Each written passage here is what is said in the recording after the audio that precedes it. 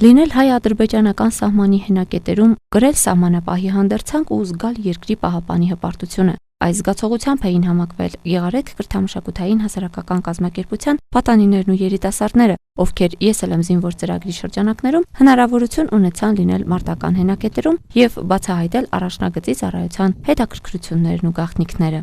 Առաջին անգամ երբ բարձրանում ենք դիրքեր, շատ տպավորված եմ եւ վախեցած չենք։ Դիրքեր բարձրանալը շատ տպավորիչ էր, շրջեցինք հրամատներով, տեսանք հակառակորդի հենակետները, ճիշտ է շատ վտանգավոր էր, բայց համարձակորեն արեցինք դա։ Երիտասարդներն ու պատանիները գտնվելով անմիջապես հայ-ադրբեջանական սահմանի հենակետերում ավելի ուժեղացան ու կոփվեցին որպես ապագա զինվորներ, զինվորի մայրեր ու զինվորին սպասողներ։ Անչափ պատասխանատու ու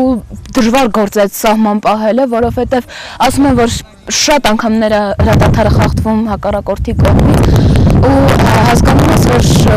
հեշտ չի, ընդհանրապես հեշտ չի սահման պահելը, բայց ես հպարտ եմ, որ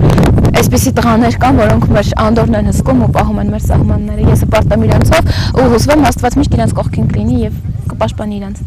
«Ես էլ եմ զինվոր» ծրագիրն իրականացվում է Հայաստանի Հանրապետության նախագահի գործընկեր կազմակերպության Հայաստանի երիտասարդական հիմնադրամի հայտարարած դրամաշնորհային մրցույթի շրջանակներում։ Ալբերտ Մանուկյան, Վարդգես Խաչատրյան, ԵԱՄ օր։